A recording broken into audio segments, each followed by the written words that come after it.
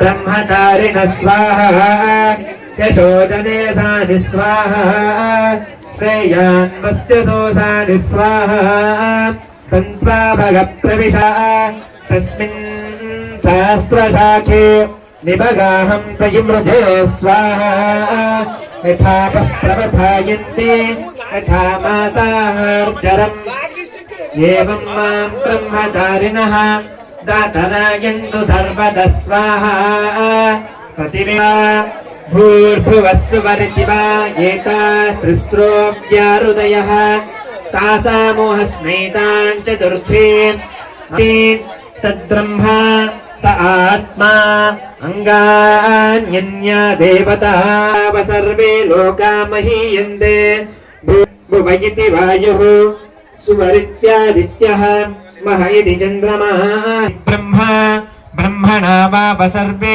वेदा महीयन्ते भूरिति वै प्राणः भुव इत्यपानः सुवरिति व्यानः मह इत्यन्नम् अन्नेन वाव सर्वे प्राणा महीयन्ते तावा एताश्चतस्रश्चतुर्था चतस्रश्चतस्रोऽप्याहृदयः तासामु अस्मै तान् चतुर्थे माहाचमस्य प्रवेदयते महयते तद्ब्रह्मा स आत्मा अंगान्तरेण तालुके केशस्तन इवावलम्बते तेन्द्रयोनिः तासैके शान्तो विवर्धते विपोह्यशीर्षकपाले भूरित्यग्नोपदितिष्ठते भुव इति वायु सुवरित्यादित्ये महैति ब्रह्मणे आप्नोति स्वारे एतत्ततो भवति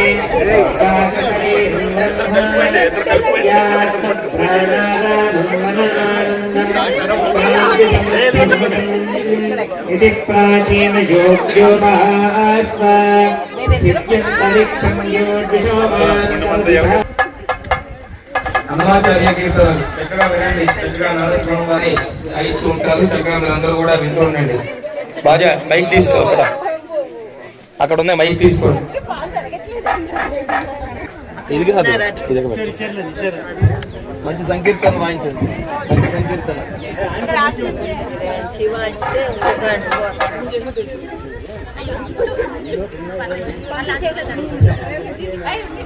వేసారు వెళ్ళిపోయారు. ఇలా వచ్చి ఇలా వేసిలా వెళ్ళిపోవాలి. మీరందరూ అక్కడే ఉండడం కాదు, అందరూ కొద్ది వేయండి చాలు.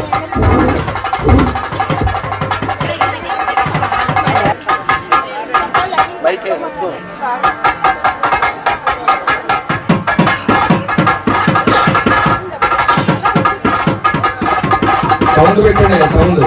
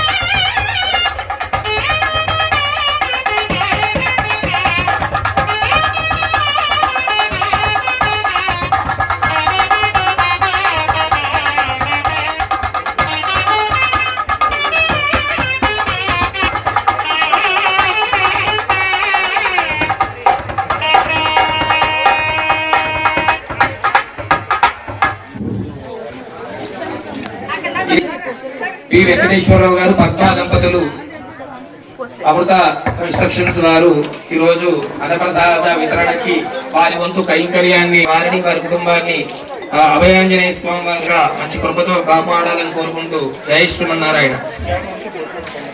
ఇంకెవరైనా ఇక్కడ మళ్ళీ వేయడానికి మీకు అవకాశం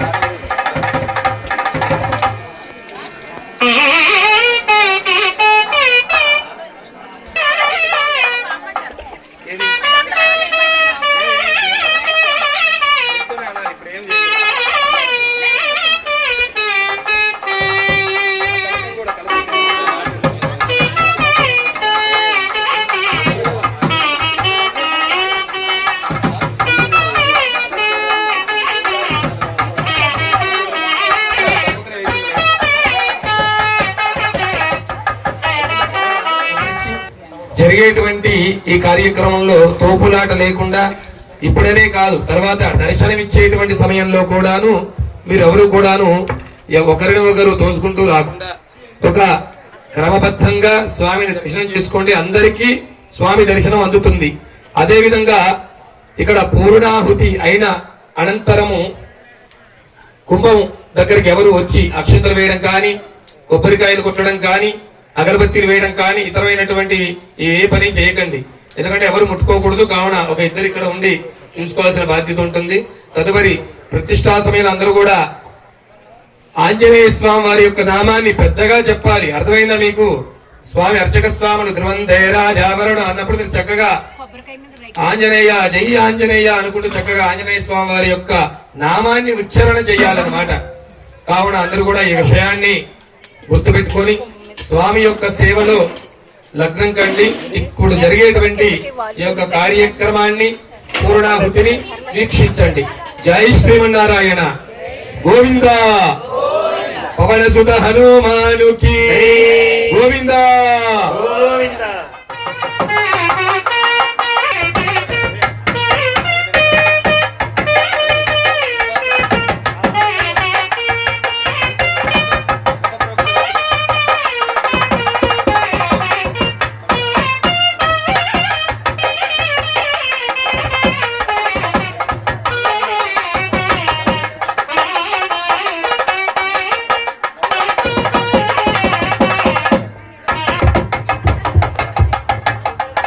నమస్కరించుకోండి.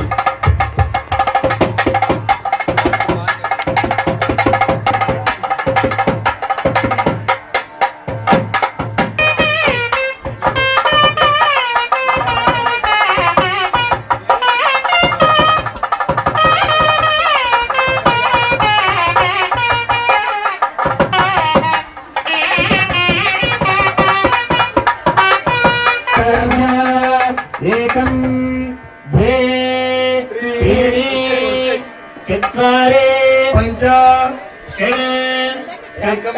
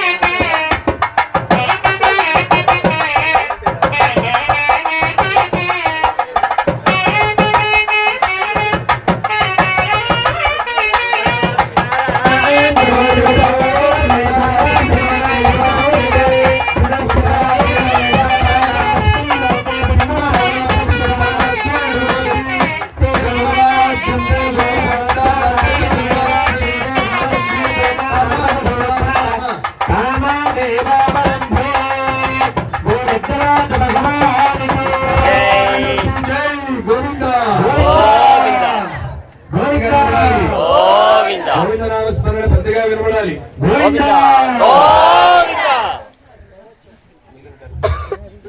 సంపాదాజ్యం గృహీత్వా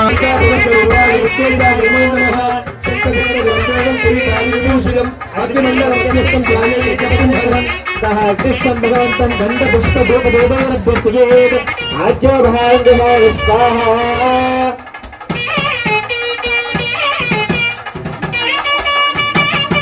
यस्य स्मृत्याख्यानोत्तापदोहरक्रियादिभो न्यूनसम्पूर्णदयानि बन्धावतीनमच्चरम् ప్రదక్షిణ చేయండి.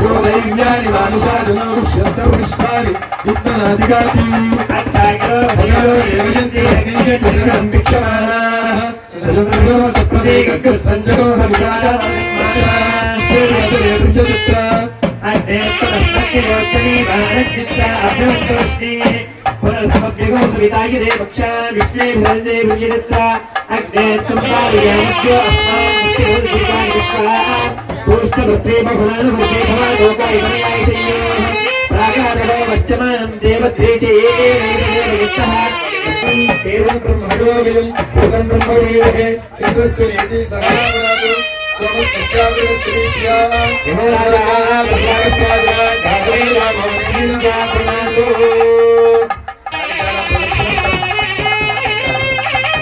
ओम तर्तिरोधि भवत्या भूमिना नमस्कारं भूमिरे भवनंबरं परिवन्नानां मनेव शरणं विभो अंजलिस्तं पुष्पं मुखद्वारमूले सत्य यस्ताः प्रणमे मंगलंगासनं गोविंदा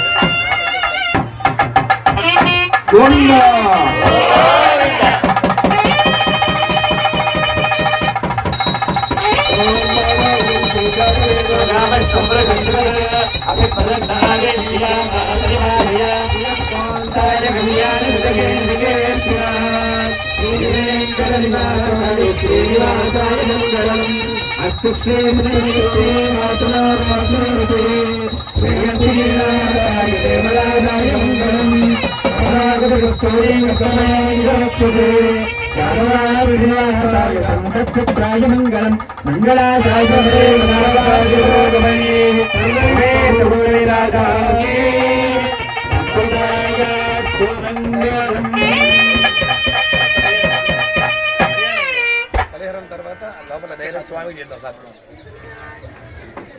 గోవింద ఎలవనవన వెంకటరమణ గోవింద. అందరూ కూడా ఇప్పుడు బలిహరణ కార్యక్రమం జరుగుతుంది. ఇది చక్కగా అందరూ కూడా అటు సైడ్ వచ్చే ఈ యాగశాలలో ఎవరు లేకుండా పక్కకు వెళ్ళిపోండి. ఉంది ఉంది ఇక్కడ ఆనంద్ అది ఆయన ఇచ్చేసే చెప్తాను. सर्वे जना काल सुबेद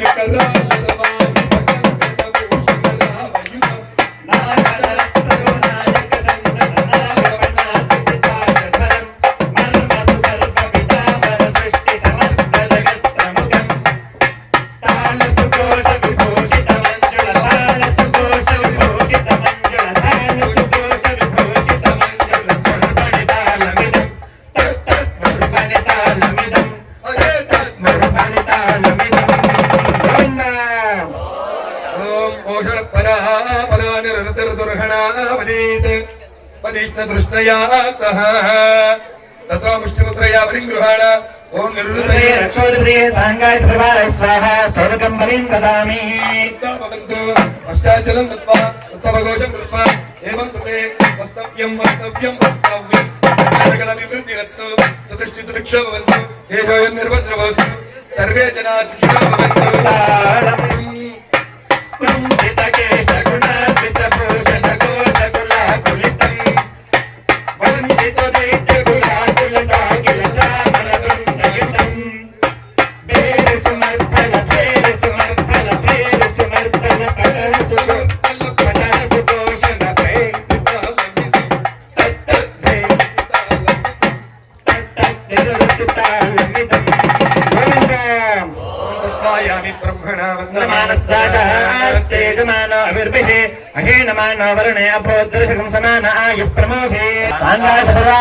स्वाहा सोदकं बलिं ददामि जगदभिवृद्धिरस्तु सुवृष्टिर्विक्षोभवन्तु देशोऽयं निर्बन्धमस्तु सर्वे जनाः वैर्यस्तु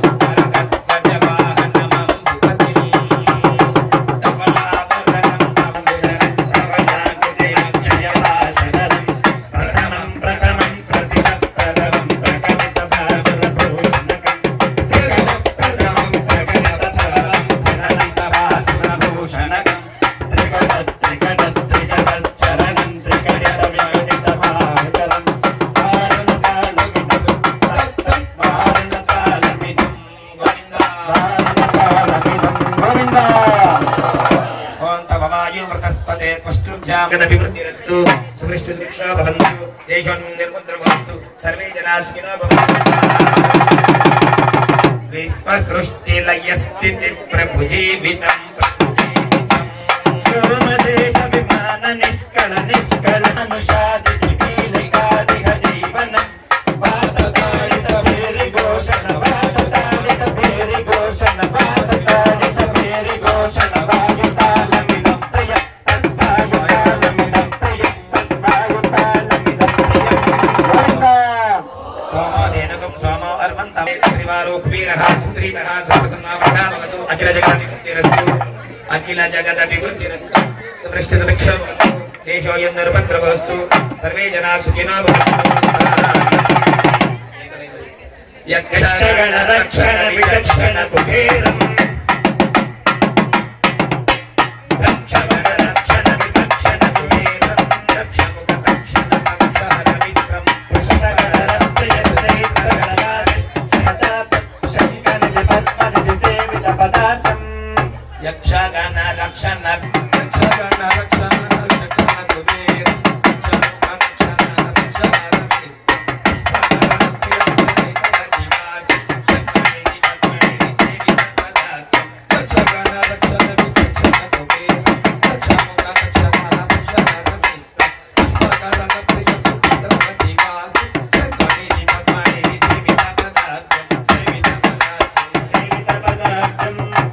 పుణ్యజనాచిత పుణ్యరేషం శ్రీకరరాగహయాదిపయాన శ్రీపతి పరిపాలతే జనిచారం నోమి పుణ్యజనేషం శ్రీకరరాగహయాదిపయాన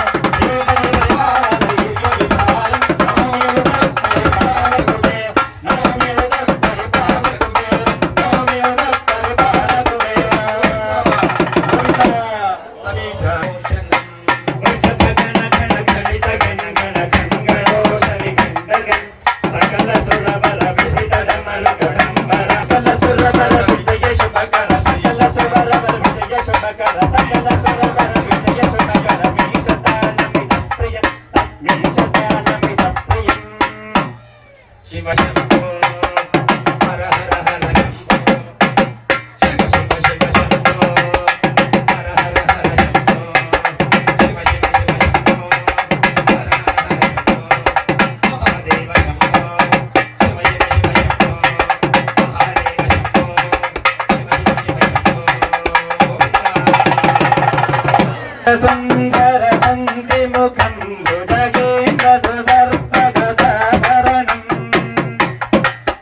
గగనీల గజేంద్ర గణాధిపతిం ప్రణతోస్మి వినాయకాస్తి ముఖం సుర సుర గణపతి సుందర వేషం ఋషి ఋషి గణపతి యుక్త సమానం భవ భవ గణపతి పద్మ శరీరం జయ జయ గణపతి దివ్య నమస్తే గగముఖ భక్తం గిరిజాదుక్తం గణగుణమిత్తం గణపతిమిష ప్రియం కరరుత పరుషం గణపాణిం కమలిత పద్మరుజం సురపతి వందం సుందర భక్తం సురజిత మణిమకుటం తత్తనమత దూరం ప్రకటిత తాళం షడ్గురు తాళమిదం షడ్గురు తాళమిదం లంబోదర వర కుంభాసురకుట కుంకుమ వర్ణధరం శ్వేతసశృంగం మోదకహస్తం ప్రీతి సపణ సతనం నయనత్రయవరనాగవిభూషిత నానా గణపతితం తత్తనయనత్రయవరనాగవిభూషిత నానా గణపతితం తత్తనయనత్రయవరనాగవిభూషిత నానా గణపతితం తత్తనానా గణపతితం భూతా ప్రచరంతి ఓం అఖిల జగదభివృద్ధిరస్తు సువిష్ణు సుభిక్షో భవంతు తేజోయం నిర్భద్రమస్తు సర్వే జనా సుఖినో భవంతు అండకోటి మధ్య పద్మజాండ బాండ దేవత అండకోటి మధ్య పద్మజాండ బాండ దేవత అండకోటి మధ్య పద్మజాండ బాండ దేవత చండవేద యోని వేద కాండ కృతికారం చండవేద యోని వేద కాండ కృతికారం సర్వవేద వాద్య ఘోష సర్వచిత్త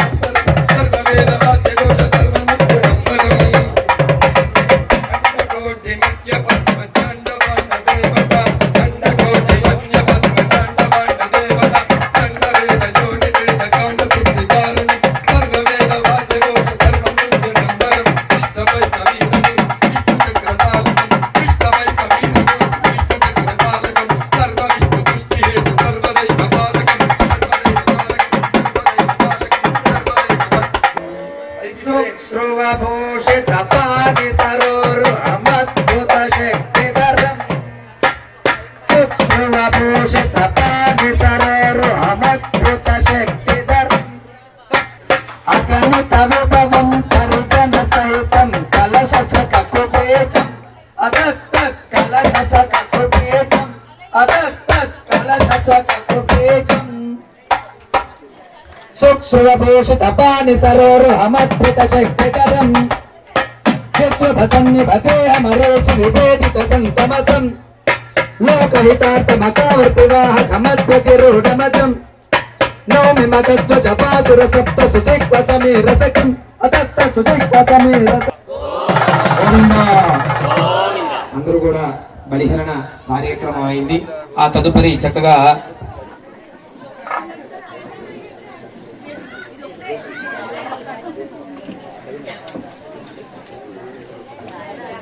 అందరూ వినాలి, మీలో అందరూ మాట్లాడుకోరు, పెద్దవాళ్ళు కూడా అందరైనా సరే. ఎందుకంటే కార్యక్రమం సజావుగా సాగాలి అని అంటే అందరూ కూడా ఏకీభవిస్తేనే. మీలో మీరు చెప్తున్నారనుకోండి, ఏమైనా తర్వాత ఏమంటారు, పంతులు గారు మాకు చెప్పలేదు, మాకు చేయలేదు అంటారు. అలా వద్దు. జరిగిన కార్యక్రమం సత్ఫలితంగా జరగాలి. అంటే చక్కగా పరిపూర్ణంగా జరిగింది వాళ్ళ కార్యక్రమం. అంటే ఒక నాదస్వరం లేని ఒక ప్రతిష్ట చేయకూడదు అంట, తెలుసా మీకు? అసలు చేసినా పనికిరాదు. అర్థమైందా మీకు? నిజం, నాదస్వరం లేని ప్రతిష్ట ఎక్కడా లేదు. అలా ఉందంటే అది విచిత్రమే. కాబట్టి మనం చక్కగా రామకృష్ణ గారు నాదస్వరం తెప్పిద్దామండి, అందులో ఎటువంటి కాంప్రమైజ్ వద్దు, తెప్పియండి అని ఆయన చెప్పడం జరిగింది. మేము కూడా వారికి చెప్పడం జరిగింది. వాళ్ళు నిన్నే వచ్చారు చక్కగా. అంటే నాదస్వర, అందుకే మీరు చూడండి, నాద వేద మంత్రాల మధ్య జరిగింది ప్రతిష్ట అంటారు. నాదము అంటే ఏంటిది? నాగస్వరం కాదు దాని పేరు, నాద. నాదస్వరం దాని పేరు. చాలా మంది దాని పేరు తెలియదు, మామూలు ఈ ఒకటే అనుకుంటారు. అది కాదు. ఇక్కడ తాళాలు వేశారు కదా, ఇక్కడ ఈ తాళాలు అంటే దేవత ఆహ్వానం. అష్ట దిక్కులకి అష్ట దిక్పాలకులు ఉంటారు. తూర్పులో ఎవరుంటారు చెప్పండి? తెలుసా ఎవరికైనా? ఇల్లు కట్టుకున్నారు ఎవరైనా? అందరూ ఇల్లు ఉన్నాయి కదా, చెప్తారు కదా, మాది ఈస్ట్ ఫేస్ అండి, వెస్ట్ ఫేస్ అండి, ఇలా ఇలాగా. ఎవరింటికైనా సరే అష్ట దిక్కులు ఉంటాయి. దాన్ని బట్టే మనం ఇంటిని ప్రభావితం చేస్తాం. అయితే ఆ ఇంటిని కానీ, గర్భగృహాన్ని కానీ, దేవాలయాన్ని కానీ, లేదా ఇతరమైనటువంటి వ్యాపార స్థలాన్ని కానీ, ఏదైనా సరే ఎప్పుడైతే మనం కడతామో దానికి ఆయం అనేది ఉంటుంది. తెలుసు కదా, వాస్తు ప్రకారంగా ఆయం అంటారు. అంటే ఇంటికి ఒక జీవస్థితి, జీవన ఆయుష్యు అంటారు దాన్ని. దాని ధ్వజాయం, వృషభాయం, గజాయం ఇలా ఉంటుంది. అయితే అలాగే ఈ భూమికి కూడా దిక్కులున్నాయి. ఎన్ని దిక్కులున్నాయి భూమికి తెలుసా? ఎన్నున్నాయి? 4. మిగతా 4 తూర్పు, పడమర, ఉత్తర, దక్షిణాలేనా? మరి చివరి కార్నర్లు ఏం చేశారు? మూలలు, మూల అంటారు కదా. మరి అయ్యింది లేవా? 4 లేవా? 5 ఉన్నాయా? 8 దిక్కులు అని చెప్పాలి. భూమికి ఎన్ని దిక్కులు? 8 దిక్కులు. ఆ 8 దిక్కులు ఎవరుంటారు అంటే సందర్భం వచ్చింది కాబట్టి చెప్తున్నాను ఇక్కడ, లేకపోతే మీరు ఎవరు ఉండరు కదా. ఇప్పుడైతే మేము చెప్పింది వినాల్సిందే, మీకు ఇంకా వేరే ఆప్షన్ లేదు. ఉందా? ఎందుకు 8 దిక్కులు? ఎందుకంటే మంచిది. చెప్పేది ఏంటంటే రేపు మీకు ఈ ఉత్సవానికి వచ్చి రేపు మీరు ఇల్లు కట్టుకుంటే ఎవరైనా నూతనంగా కొట్టుకునేటువంటి వాళ్ళకి మంచిగా ఉపయోగపడు. తూర్పులో ఇంద్రుడు ఉంటాడు, ఆగ్నేయంలో అగ్నిదేవుడు ఉంటాడు, దక్షిణంలో యముడు ఉంటాడు. అందుకనే దక్షిణాయ అంటే యమాయ స్వాహ అన్నప్పుడు అపఉపస్పృశ్య అని మంత్రం చెప్తారు. ఎందుకు అపఉపస్పృశ్య అంటే ఆ నీటిని తాకడం. ఎందుకు తాకాలి? యమాయ అని అంటే కూడా మనం శ్మశానానికి వెళ్ళి వచ్చినట్టు, అంత పాపం అని. అర్థమైందా? ఎవరైనా శుభకార్యం చేశారు మన ఇంట్లో ఎక్కడన్నా, మనం అలా వస్తామా? అలా రాము. అవి ఏమి ఎక్కడ లేవో ఆ రూట్ కాకుండా ఇంకొక రూట్ ఎంచుకొని దాంట్లో వెళ్ళి వస్తూ ఉంటాం. నూతనంగా వివాహమైనా లేదా ఏదైనా సత్కార్యం చేసినా ఎక్కడికన్నా ఒక పుణ్యక్షేత్రానికి వెళ్తారు. తిరిగి ఇంటికి వచ్చేటప్పుడు చుట్టాల ఇంటికి ఎవరు వెళ్ళరు, అవునా కాదు? ఎందుకు? మనం వెళ్ళొచ్చినటువంటి ఆ ఫలితం మొత్తం కూడా మన గర్భగృహానికి రావాలి. అందుకని చెప్పేసి కలిసి వెళ్ళేటప్పుడు ఎలా వెళ్ళినా వచ్చేటప్పుడు ఎవరికి వారుగా ఇంటికి వెళ్ళిపోతూ ఉంటారు. అదే విధంగా ఇక్కడ కూడా యమాయ అన్నప్పుడు మాత్రం అపఉపస్పృశ్య, నీటిని తాకాలట. అర్థమైందా? తర్వాత నిరుతుడు ఉంటాడు నైరుతిలో. మనం బీరువాలు పెడతాం కదా, చక్కగా బాగా డబ్బులు రావాలండి, నైరుతిలో బీరువా పెట్టుకున్నారు ఆయన ఎవరు అని. నైరుతి అంటే మోషణ పరాపర నిరుతుర దుర్హణావధి. ఆ నిరుతి దేవుడు అంటే లక్ష్మీ స్థానం. తెలుసా? మాకు బరువు ఉండాలి. అందుకనే బరువు అంటే డబ్బులతో బరువు కాదు. ఏదైనా ట్యాంకు, నీళ్ళ ట్యాంక్ పెట్టుకుంటారు అలాగే. బరువు అంటే మళ్ళీ అదనుకునేది. అదేవిధంగా వరుణం, పశ్చిమంలో వరుణ భగవంతుడు.